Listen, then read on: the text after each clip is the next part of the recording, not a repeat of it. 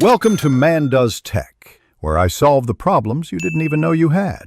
You start by opening the Google app on your Vivo phone. This is where Assistant settings live. Once the app is open, tap your profile icon at the top right, because that reveals account and app controls.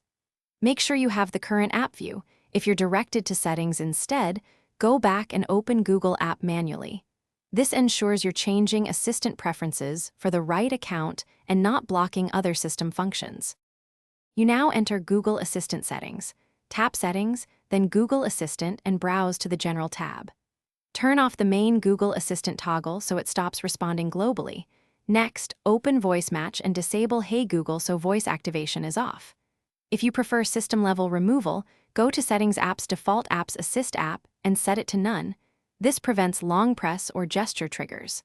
These steps stop both voice wake and Assistant UI activation.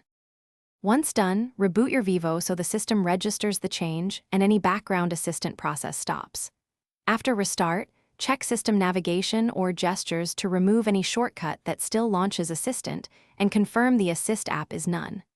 If toggles are missing, make sure the Google app is updated or reinstall it.